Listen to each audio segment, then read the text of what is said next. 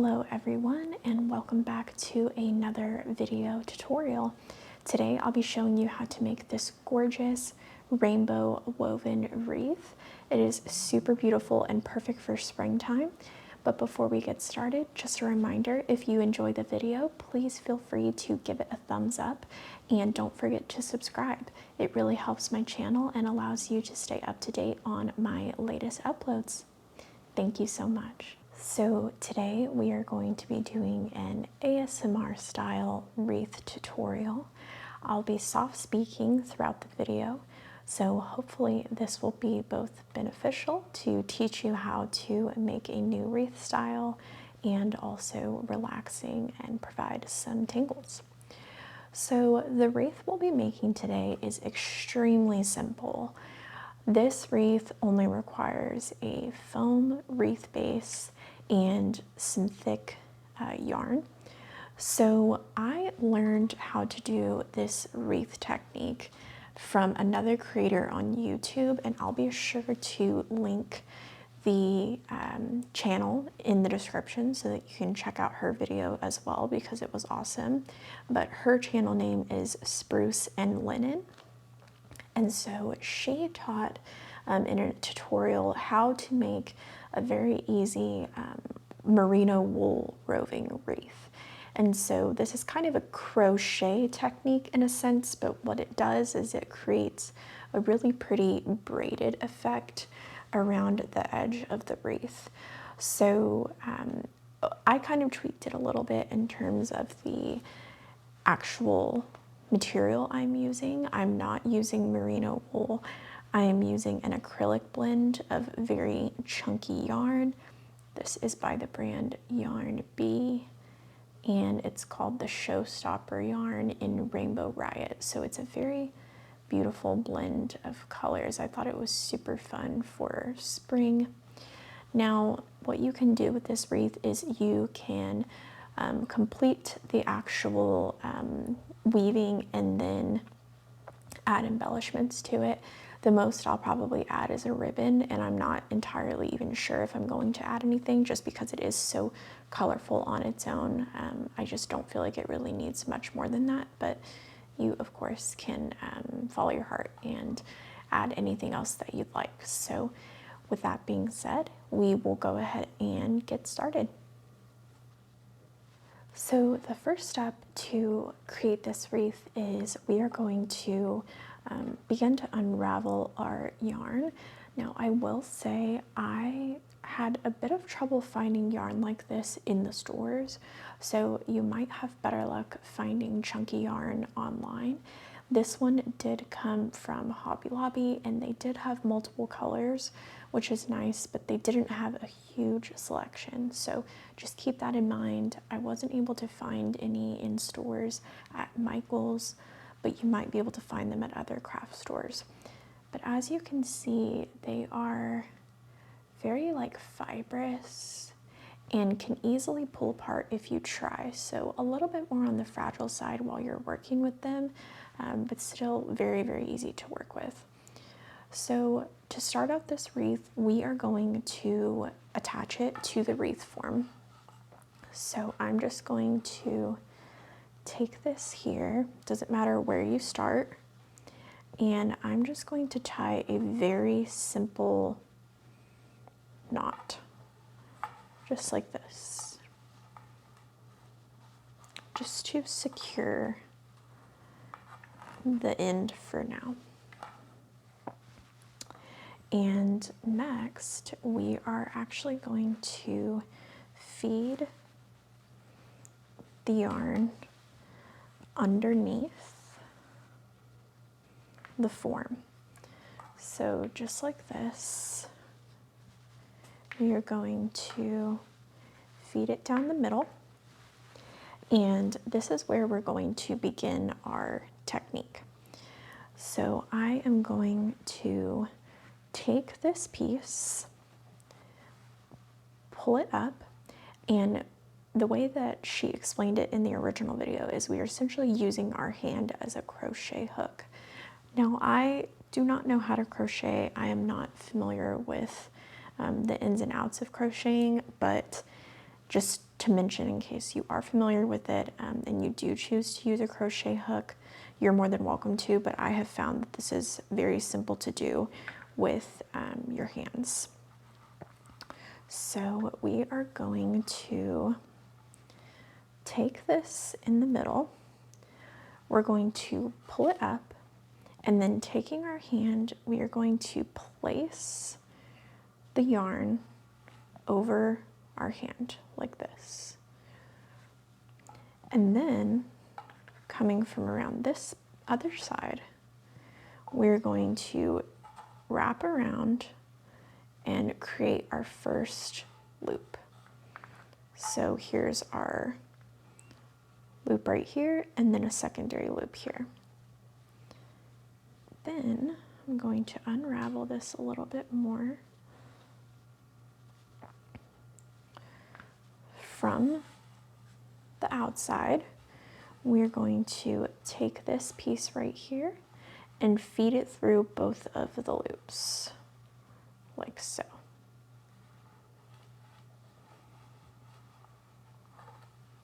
And we have now created a new loop by doing this. So one thing that I have learned from making a couple of these is you want to be consistent with how taut you pull your yarn as you go. So I like a very taut look. If your preference is a looser look, you don't have to pull it nearly as taut. That's just my preference. So what I'm going to do is as I pull through, on this end I'm pulling, and on the loop end I'm pulling, so that we're making it very tight all around.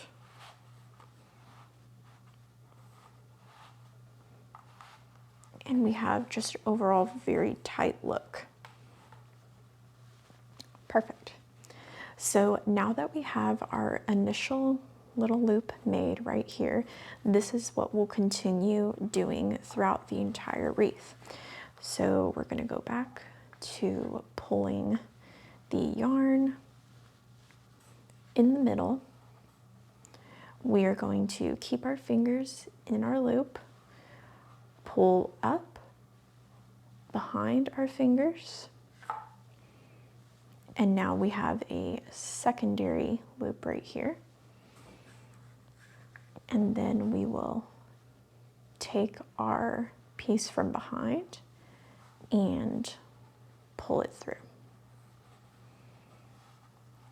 So it might look a little tricky as you watch someone do it, but it ends up being a very repetitive process that's pretty simple. And as I said, I'm just pulling it very taut. So as you can see, we have this kind of braid forming now. So let's continue. We have our loop. Keeping your fingers in the loop at all times is essential to making sure that you stay consistent with the pattern. So we're going to pull our yarn through the middle, behind my fingers, come up with the second loop, and if you have smaller hands, you can use your whole hand and make the loop wider. I just have pretty long fingers, so I'm able to do just my 3 fingers. So come up from behind, and I just unravel as I go to give myself a little more slack. So come up from behind, and then bring this up and around and feed it through those 2 loops, pulling taut as we go. So again, pulling taut here, pulling taut here, pulling taut here, and pulling taut here. Now, right now, the braid is kind of forming on the inside because of how tight I'm pulling it, but at the end, you can easily shift your braid outwards, or you can leave it inwards, whatever you prefer. And honestly, I don't know what I'll do yet. I'll decide at the end. Okay, great. So we can keep going. So I have my loop, am feeding this under, down the middle, going over and behind my fingers, and pulling through. And pulling through the two loops. And just pulling taut as we go.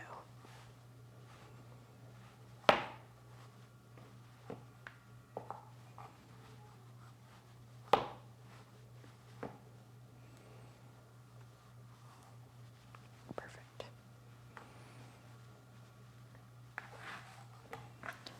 Going from behind, down the middle, up and behind my fingers, and from behind again, and pulling through.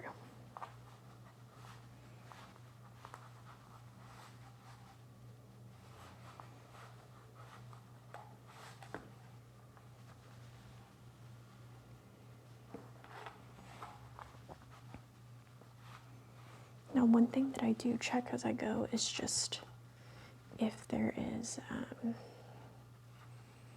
kind of some bunching right here. I'll adjust that as I go.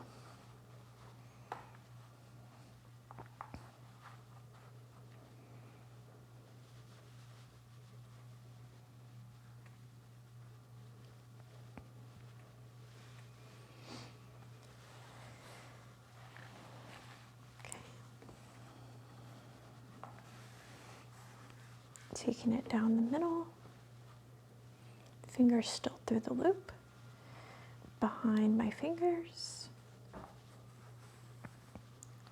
through the back, and through the loop again, pulling taut as we go.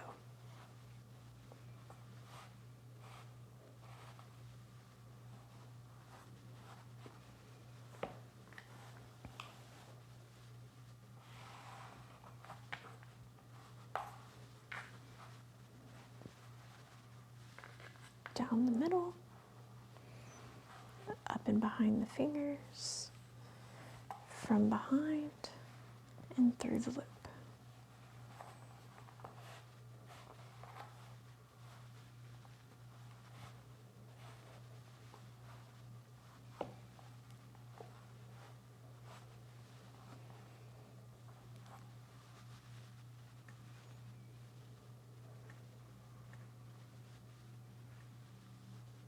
Unraveling a little bit more.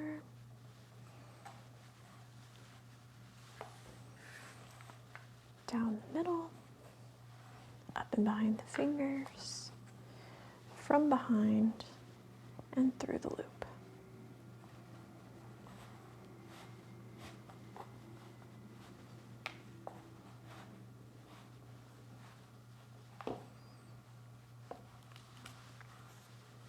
Down the middle, up and behind the fingers,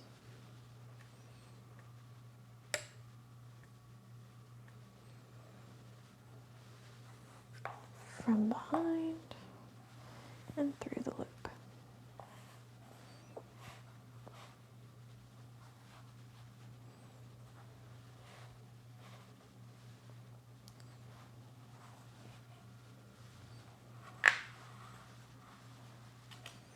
Down the middle, up and behind the fingers, from behind, through the loop.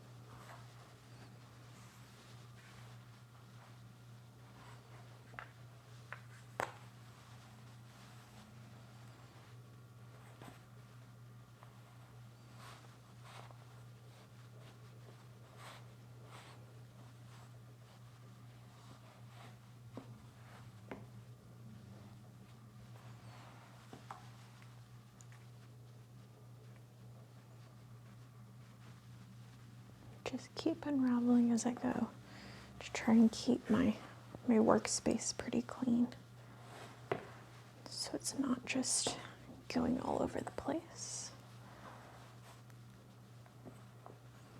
I just love these colors. It has the prettiest shades of pink and blue, orange, purple, yellow. It's just such a fun rainbow mix of colors.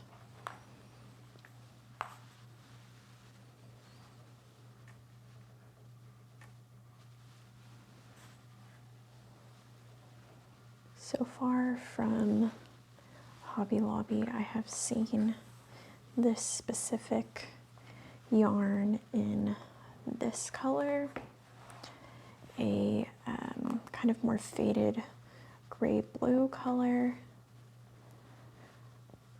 a baby pink, a kind of like taupe brown color, and a really pretty sage green. So they do have some options. But I'm also thinking I'm gonna look up this specific brand because I really like it. I feel like the quality is pretty good for the price. And so if I just look up this specific brand, I might be able to find more color options, maybe on a website or at another retailer.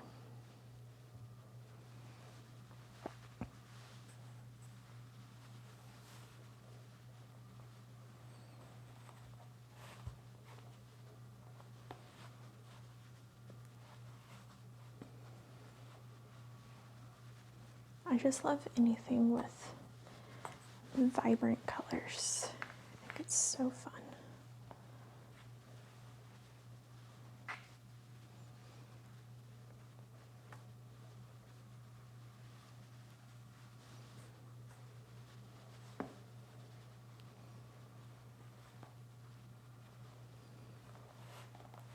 One thing to be mindful of is because the material can kind of spread apart easily, you just have to be careful not to get your fingers kind of caught in between the fibers so that it doesn't get pulled apart.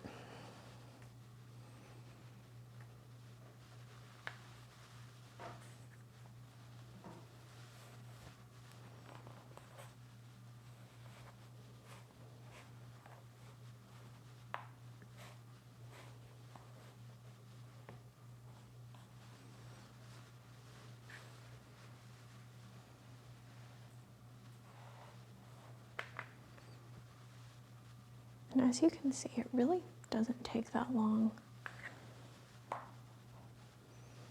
And you can do any size of wreath form with this. I believe this one might be like a 14-inch or 15. I honestly did not check the sticker before we started, so I apologize, but I can measure it after the fact if anyone is wondering the size.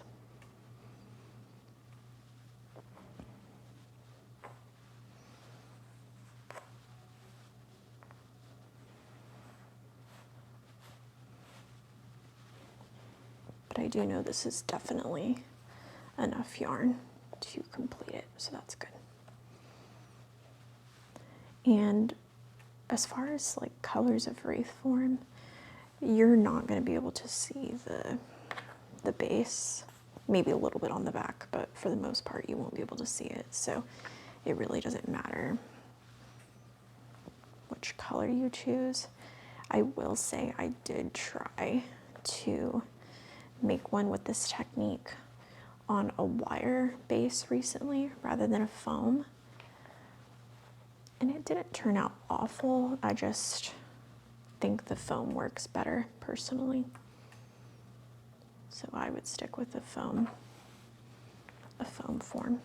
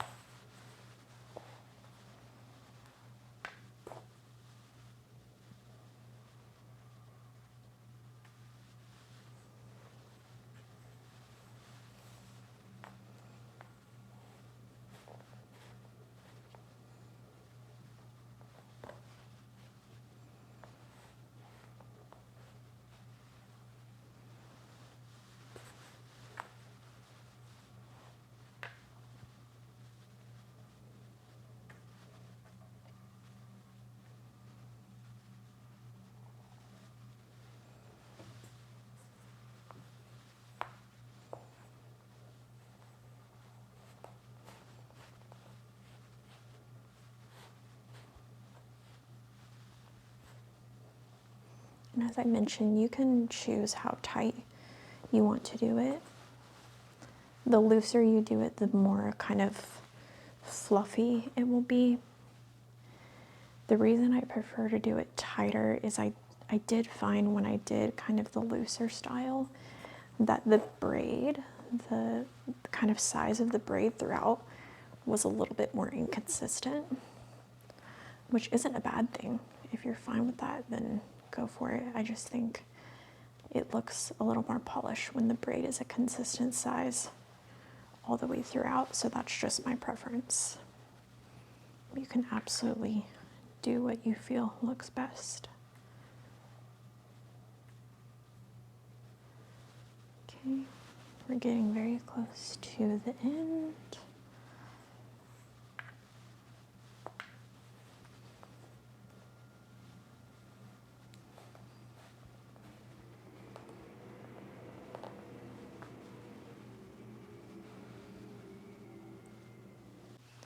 All right, so now we've come to our end. I have done it all the way around. We can always adjust this later, the direction of the braid, but for right now, I just want to show you how we finish it off. So as you can see, we made it back to our little knot that we originally made. So I'm going to gently undo this knot and leave it right here, so it's kind of wrapped behind.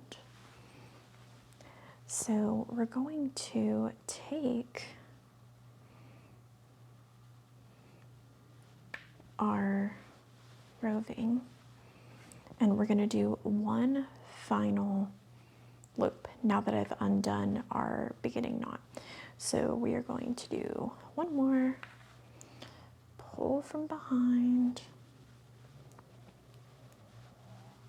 and pull through. And this is just going to help us to kind of seal the deal and make everything look very seamless. Okay, so now we are going to trim off from the remainder of our wool roving, which as you can see, we still have a good amount left, so you will have some excess that could be used to make a smaller version if you wish. And what we're going to do is we are going to camouflage this as best as we can. So I'm going to take this guy here. Sometimes it takes some playing around to decide how you're going to camouflage it. So I'll usually just stick the end through and see what I feel looks best. Now I think this little tail needs to be in the back. So we are instead going to take this remainder tail right here and pull this taut. And now if we begin to shift our braid outward, you're going to really see kind of the design come to life. So again, because I was pulling it so taut, you really couldn't see the braid as I went. So we're just going to shift this all outward to the position where I feel it looks best. So I think I really like how it looks right here. I think this looks great. So now that we're happy with the placement of our braid, we are going to take care of this end piece. Now, if you really want to try and conceal it as best as possible, you can weave it through to kind of keep it looking camouflaged. So here's what we're gonna do. We're gonna play around with this a little bit. Now, obviously, if you do a bow, you can easily just put the bow where the wreath ends, and that would camouflage it really well. But in my case, since I don't know for sure that I'm gonna do a bow, I am going to play around with this for a second and see what I feel looks best. So what I might even do, which would be fun, is I might create a way to hang the wreath with this excess. So in order to do that, I will have to pull everything around like so. And let's see.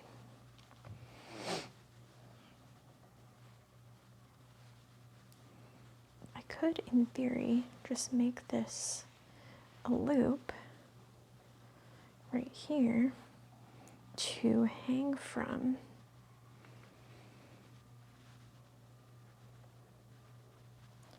By putting this here.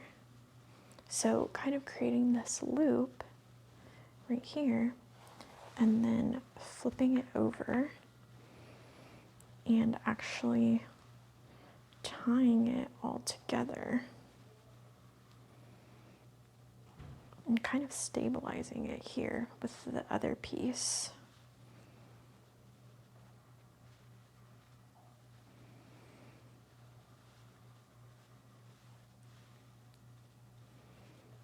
Just like that. Essentially making another knot. And then the nice thing is, because you have all these areas where you can kind of stuff your excess, you can tuck it in. And let's see if I like how that looks.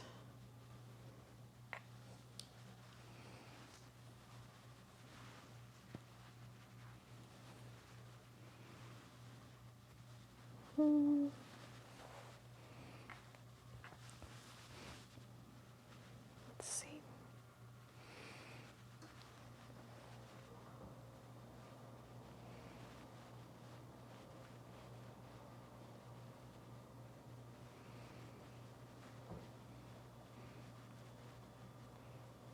As you can tell, this is truly up to you and what you feel is going to look best.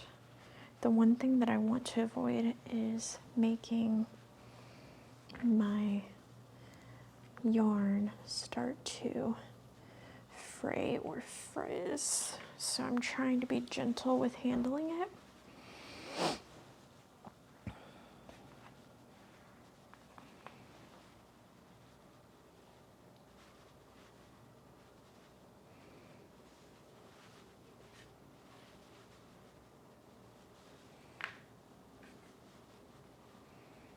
Okay.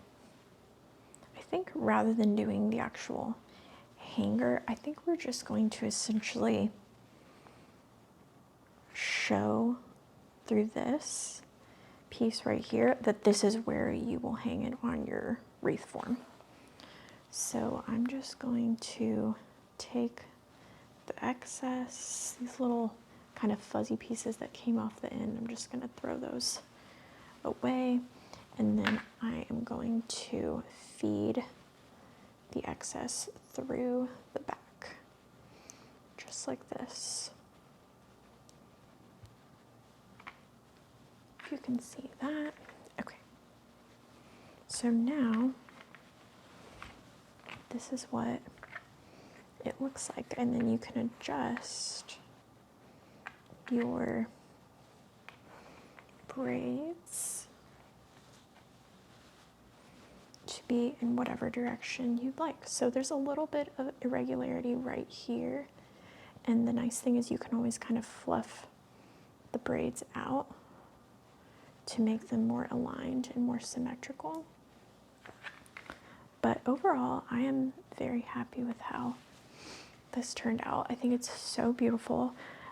Like I said, you can add a bow, you can add ribbon, whatever you feel is going to kind of make it yours, and add that like extra flair if you feel it needs it. But personally, I think that this looks adorable on its own, and I most likely won't add much, if anything at all. But I hope you enjoyed this tutorial. I hope that it was both relaxing and easy to follow along. If you have any questions at all, please let me know. But I really appreciate your time, and thank you so much for watching. I'll see you again soon.